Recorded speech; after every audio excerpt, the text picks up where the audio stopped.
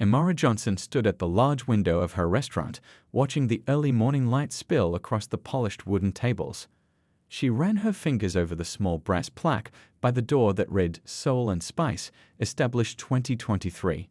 Even after a year, seeing her name as the owner still brought a smile to her face and warmth to her heart. Growing up in her grandmother's busy kitchen, Amara had fallen in love with cooking before she could even reach the stove-it-up without a step stool. She remembered standing on that wooden stool, carefully stirring pots of her grandmother's famous gumbo while absorbing stories about recipes passed down through generations. Food brings people together, her grandmother would say, about hands expertly kneading dough. When you feed someone, you're giving them more than just a meal. The road to opening Soul and Spice hadn't been easy. After high school, Amara worked double shifts at a local diner, saving every extra dollar while studying business management at community college during the day.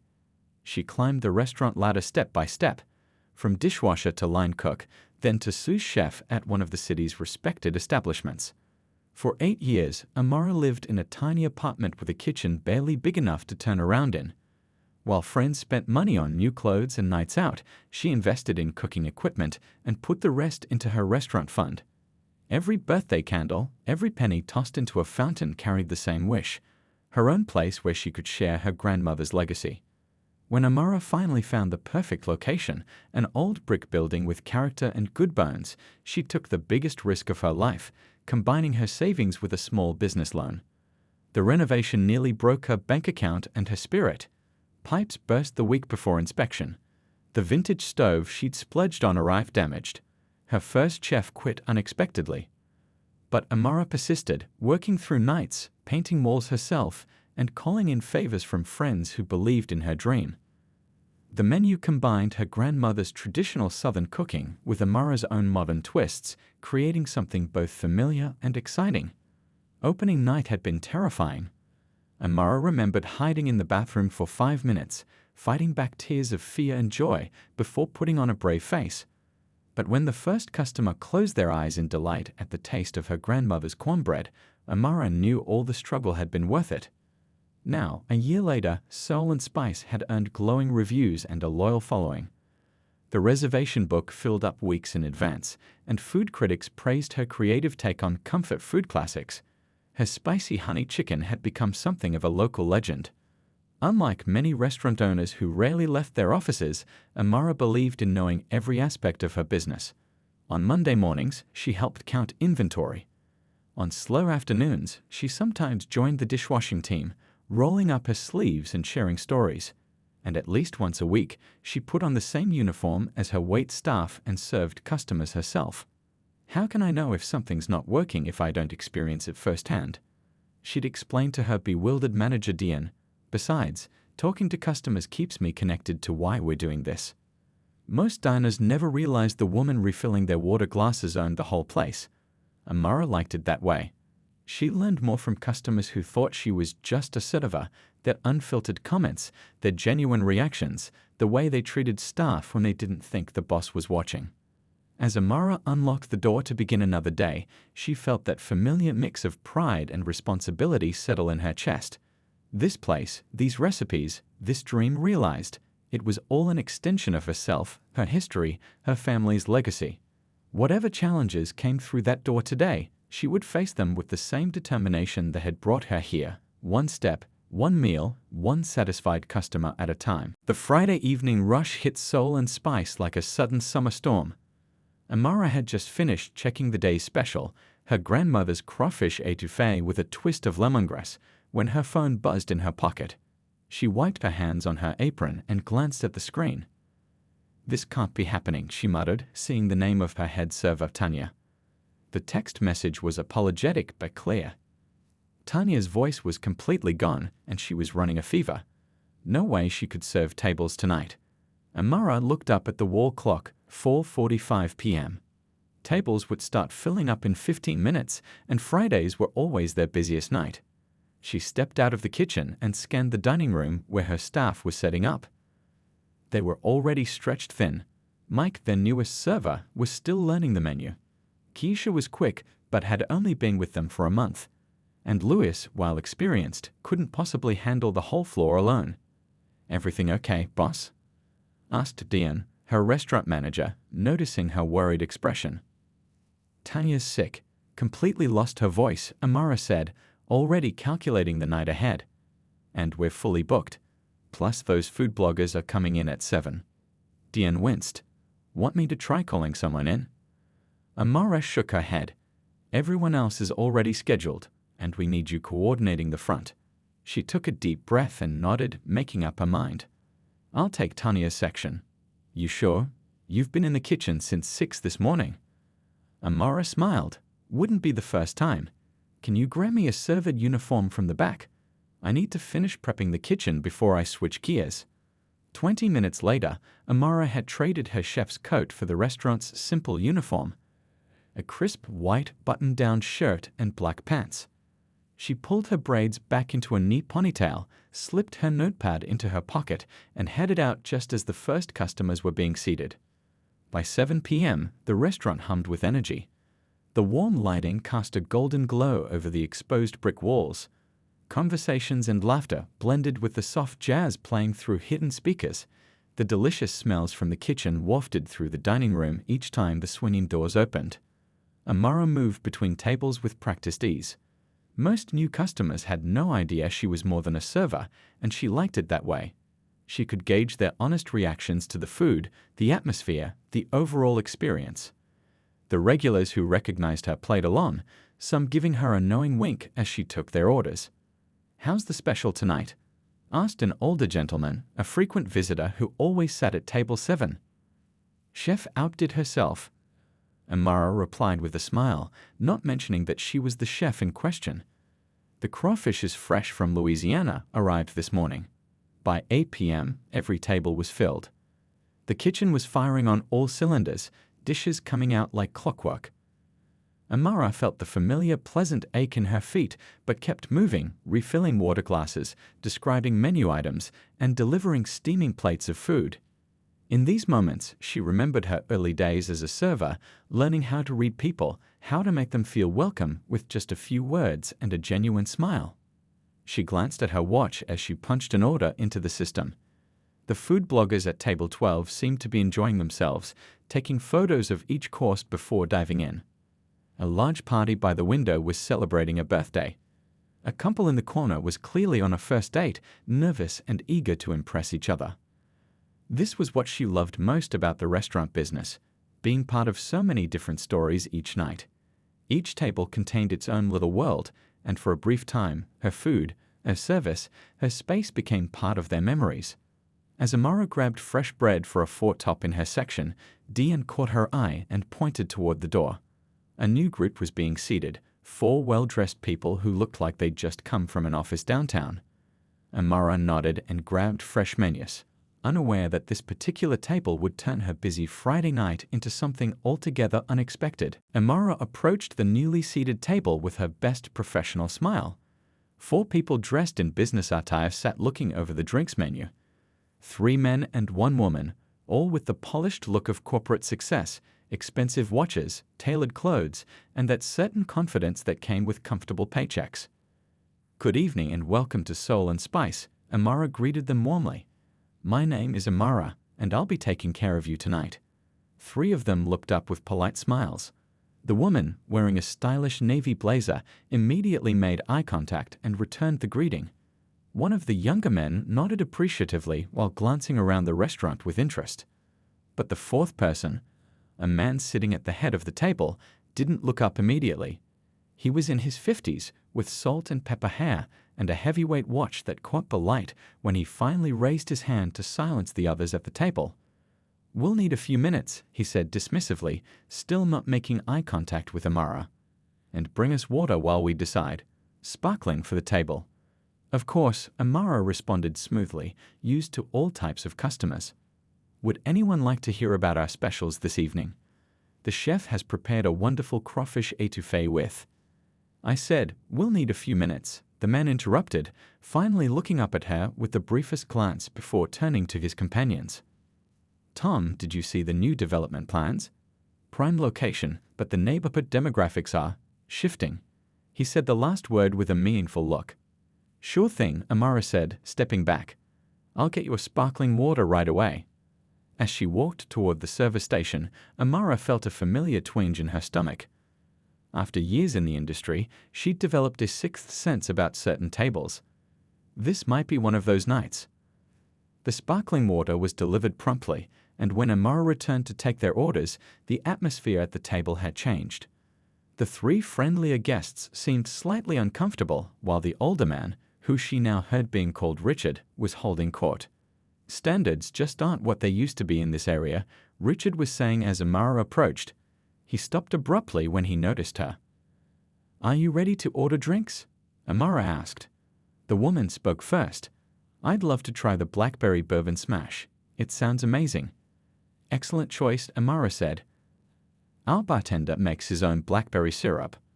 The younger men ordered a craft beer and a whiskey neat. When Amara turned to Richard, he seemed irritated at being addressed last. "Macallan 18 neat," he said, then added with a thin smile that didn't reach his eyes, "if you have it. It's a Scotch." "Yes, sir. We do carry Macallan 18, Amara replied, keeping her voice pleasant. She'd personally selected their whiskey collection. "I'll put those orders in right away." As she turned to leave, she heard Richard remark, "Let's see if she gets it right. Last place I was at, the girl had no idea what Macallan was." At the bar, Amara carefully relayed the drink orders to Anthony, her head bartender. "The gentleman with the Macallan might be a bit particular tonight," she said quietly. Anthony raised an eyebrow.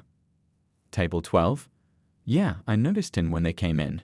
You want me to take extra special care with his drink? Please, and maybe we should send out a complimentary appetizer. Kill them with kindness, right?" When Amara returned with their drinks, Richard was showing his colleagues something on his phone. "Look at these numbers. This is why I said we should have opened in the north suburbs instead. Better clientele." He paused as Amara set down his scotch. He picked it up, swirled it, and took a small sip with an exaggerated expression of evaluation. "We'd also like to order some food," the woman said quickly, as if trying to move things along. "Could you tell us about the specials again?" As Amara described the menu highlights, she noticed Richard's eyes wandering around the restaurant, taking in the diverse crowd of diners with a slight frown. He interrupted her description of the bourbon-glazed short ribs. "Who owns this place anyway?" he asked abruptly. "The owner started this restaurant about a year ago," Amara answered truthfully.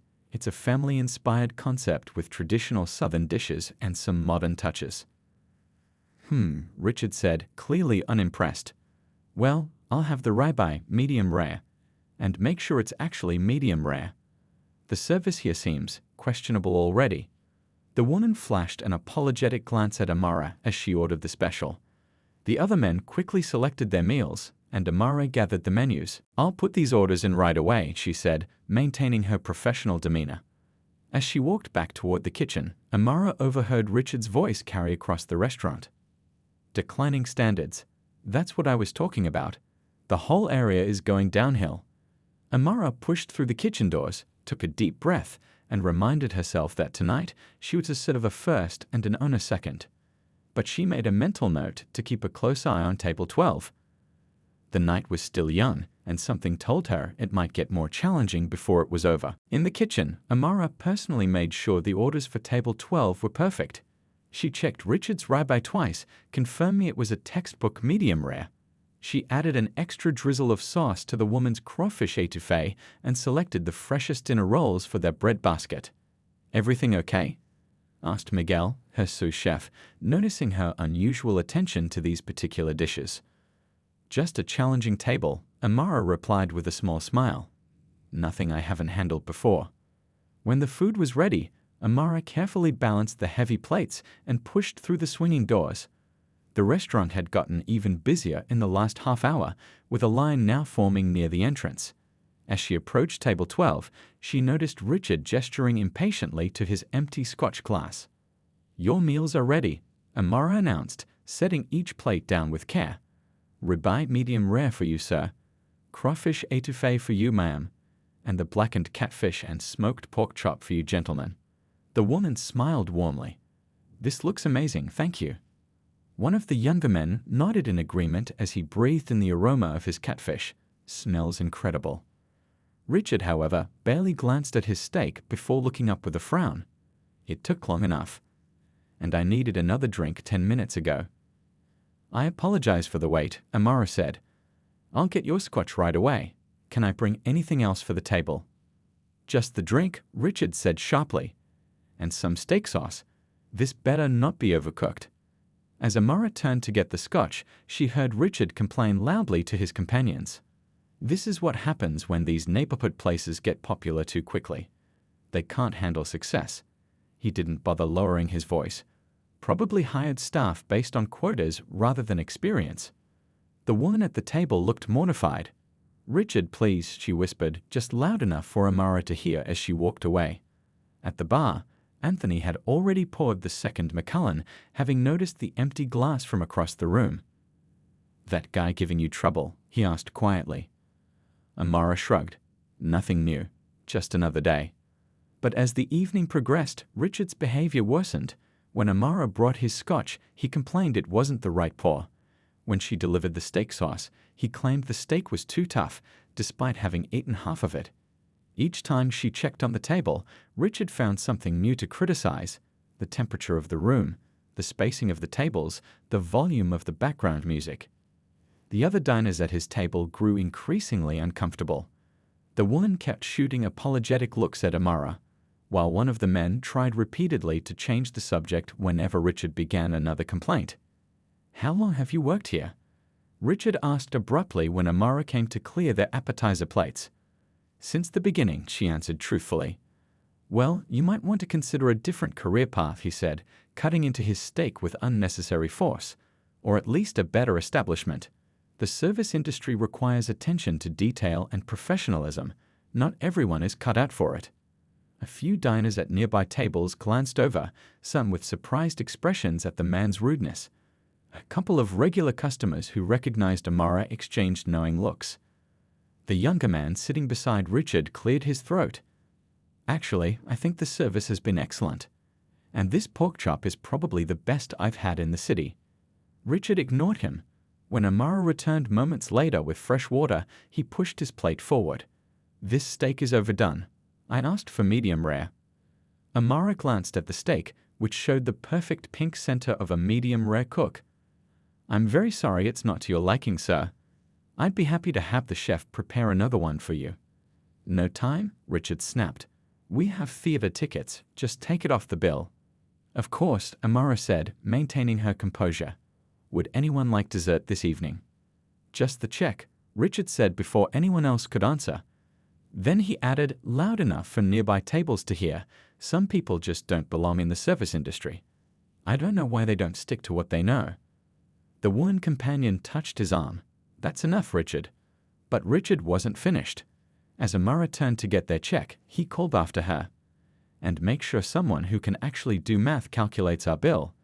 I don't want any mistakes. The restaurant had grown quieter as more people noticed the scene unfolding.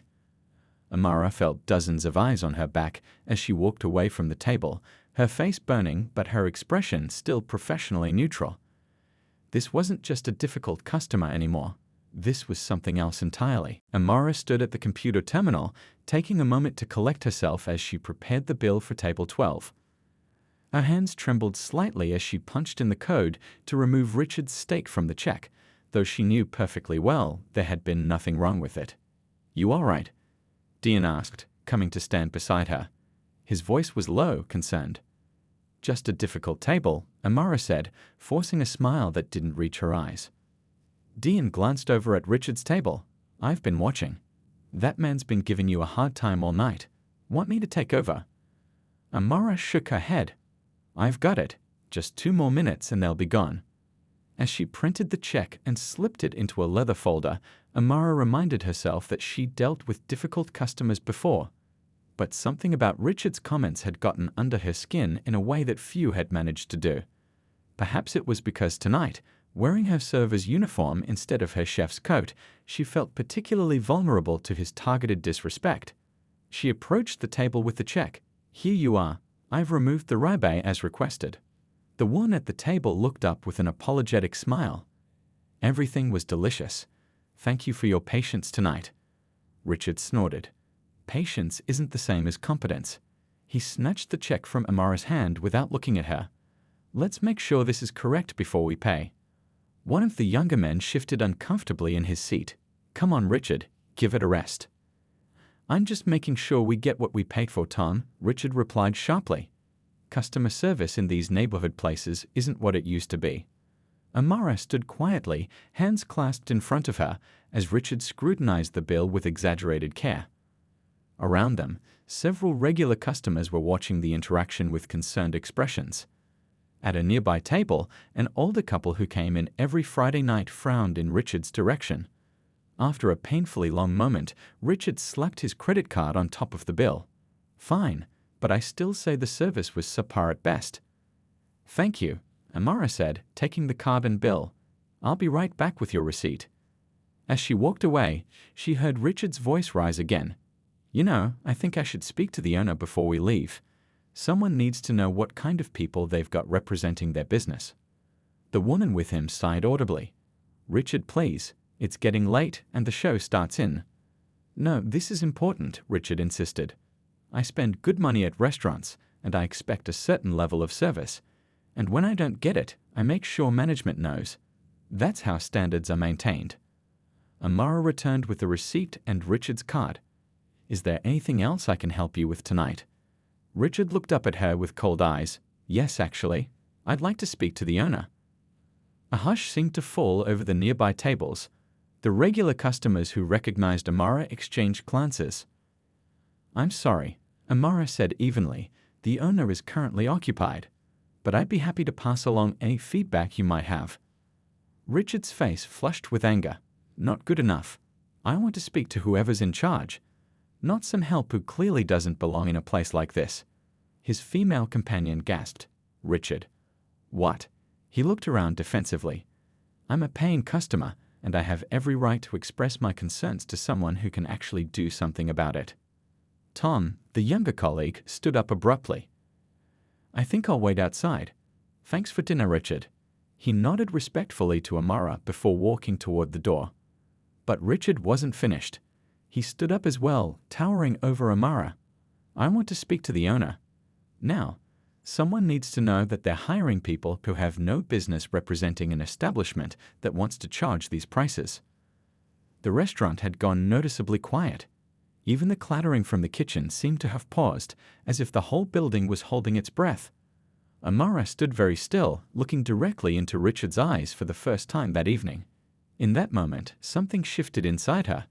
She was no longer just a server dealing with a difficult customer.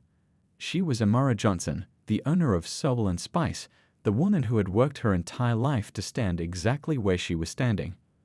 All right, she said quietly. Give me just one moment. She turned and walked toward the kitchen with her back straight and her head high, feeling dozens of eyes following her progress across the dining room. Amara pushed through the kitchen doors, her heart pounding in her chest. The kitchen staff looked up, sensing something was wrong. Everything okay? Miguel asked, setting down his knife. Amara took a deep breath and walked to her small office at the back of the kitchen. Inside, hanging on a hook, was her crisp white chef's coat with executive chef and owner embroidered in dark blue thread above the pocket. She had worn it with pride every day since opening Soul and Spice. She slipped off her server's shirt and put on the chef's coat, buttoning it with steady fingers. For a brief moment, she caught her reflection in the small mirror on the wall. Her grandmother's words echoed in her mind. Never let anyone make you feel small in a space you built yourself. When she returned to the kitchen, the staff went quiet, immediately understanding what was happening. That table giving you trouble? Asked Anthony, who had come back to refill bar supplies. Nothing I can't handle, Amara replied with newfound calm. Dean held the kitchen door open for her. Give 'em hell, boss, he said quietly as she passed. Walking back into the dining room, wearing her chef's coat felt like a transformation. Regular customers who recognized her smiled knowingly. A few even sat up straighter in their seats, as if preparing for a show they knew was about to begin. Richard was still standing by his table, checking his watch impatiently. His female companion looked deeply uncomfortable, her eyes fixed on her napkin. The remaining man at the table was typing something on his phone, perhaps trying to pretend he wasn't part of the scene. As Amara approached, Richard didn't immediately notice the change in her appearance. Finally, he began irritably. I was beginning to think. Then he stopped mid-sentence, his eyes narrowing as he took in the chef's coat, the embroidered title. "Good evening," Amara said, her voice clear and steady. "I understand you wanted to speak with the owner?" Richard's mouth opened and closed without sound, like a fish suddenly finding itself on dry land. "I'm Amara Johnson," she continued, extending her hand professionally. "Executive chef and owner of Soul and Spice. I believe you had some concerns about our service this evening." The woman at the table couldn't suppress a small gasp. The man with the phone looked up, his eyes widening in surprise. Richard's face flushed a deep red that spread up from his collar to his hairline. "You're the owner?" he managed finally. "Yes," Amara said simply. "I've owned Soul and Spice since we opened last year. I designed the menu, selected the wines, and trained our staff personally." She paused. "I also occasionally serve tables because I believe in understanding every aspect of my business. It helps me ensure that all our guests receive the best possible experience." A soft murmur spread through the nearby tables. Someone at the back of the restaurant began to clap slowly, and soon several others joined in. Richard stammered, clearly thrown off balance. "There must be some misunderstanding." "No misunderstanding," Amara said calmly. "I've been your server all evening, and I heard your concerns quite clearly." She kept her voice level, professional. "While I appreciate all feedback from our customers, I don't tolerate disrespect toward anyone who works here, including myself." The woman at the table put her hand over her mouth, eyes wide with mortification. "You see, Richard," Amara continued, "every person who works in this restaurant is valued. From our dishwashers to our hosts to our chefs. We're a family here. And while I'm always striving to improve our service, I won't accept the kind of behavior you've displayed tonight." Richard's expression shifted rapidly between shock, embarrassment, and defensive anger. "I didn't mean, that is, my comments were about the service, not." "I think we both know what your comments were about," Amara said quietly, but with unmistakable firmness. The remaining man at the table stood up abruptly. I need to make a call," he muttered before hurrying toward the door. For a moment, the three of them stood in a triangle of uncomfortable silence, Amara dignified in her chef's coat, Richard deflating like a punctured balloon, and his female companion looking like she wished the floor would open up and swallow her. "Well," Richard said finally, his voice having lost its previous bluster. "I think there's been a misunderstanding. My comments were taken out of context." "Were they?" Amara asked, raising an eyebrow slightly. The woman finally spoke up. "No, they weren't," she said, her voice quiet but clear. "And I'm so sorry." An uncomfortable silence hung in the air for several long seconds. Richard stood frozen, his face a mix of embarrassment and anger. The woman beside him, who had finally introduced herself as Patricia, looked genuinely remorseful. "I think we should go," Richard said stiffly, reaching for his suit jacket. His earlier confidence had evaporated, replaced by a desperate desire to escape. Patricia reached into her purse and pulled out a business card, handing it to Amara. "Your restaurant is absolutely wonderful. The food was exceptional." She hesitated, then added in a lower voice, "I'm truly sorry about tonight." As they turned to leave, several customers began to applaud, softly at first, then building to an enthusiastic show of support that followed Richard and Patricia all the way to the door. Richard's shoulders hunched as he hurried out without looking back. Patricia paused at the entrance to offer Amara one last apologetic glance before following him. The applause continued even after they'd gone. Amara felt a sudden wave of emotion as she looked around the dining room. Regular customers gave her thumbs up or raised their glasses in silent salutes. Her staff watched from various corners of the restaurant, pride evident in their expressions. To the chef, called out an elderly man who'd been dining at Soul and Spice every week since they opened. Others echoed his toast, raising glasses around the room. Amara smiled and gave a small bow of acknowledgement before heading back to the kitchen. She needed a moment to collect herself. In the relative quiet of the kitchen, surrounded by the familiar sounds of sizzling pans and the rhythmic chopping of vegetables, Amara finally let out a long breath. Her hands were shaking slightly, not from fear, but from the aftereffects of standing her ground. "That was something else, boss," Diane said, pushing through the swinging door behind her. Word's already spreading to the tables in the back. "You're going to be a legend in the restaurant community by tomorrow morning." Amara shook her head. "I didn't do it for that. I just couldn't let it continue."